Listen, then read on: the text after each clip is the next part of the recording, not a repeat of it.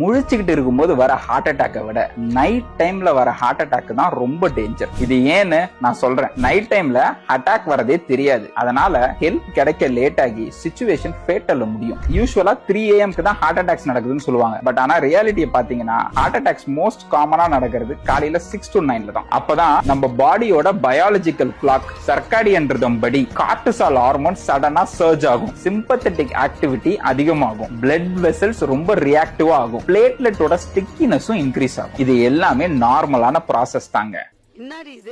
But already பாடியில சைலண்டா ஒரு பிளாக்கோ இருந்துச்சுன்னா அது அட்டாக் ஆகிற டைம் இதுதான். இது யாருக்கெல்லாம் வரலான்னு பாத்தீங்கன்னா டயபெட்டிஸ் இருக்கவங்களுக்கு, ஹை பிபி இருக்கிறவங்களுக்கு, ஒபீஸா இருக்கிறவங்களுக்கு, ஸ்மோக்கிங் அண்ட் ஆல்கஹால் பண்றவங்களுக்கு, ரொம்ப முக்கியமா நைட்ல புரட்ட விடுறவங்களுக்கு அதிகமான சான்சஸ் இருக்குங்க. சோ இவங்க எல்லாம் சடனா செஸ்ட்லயோ ஆம்லயோ ஜாலியோ பெயின் இருக்குன்னு சொன்னா, எக்ஸசிவா ஸ்வெட்டிங் ஆனா, மூச்சு வாங்கினா உடனே டாக்டர் கன்சல்ட் பண்ணுங்க. சோ கைஸ், இவங்களுக்கெல்லாம் ஹார்ட் அட்டாக்கை பிரிவென்ட் பண்றதுக்கு என்ன பண்ணலாம் நீங்களே கமெண்ட்ல சொல்லுங்க.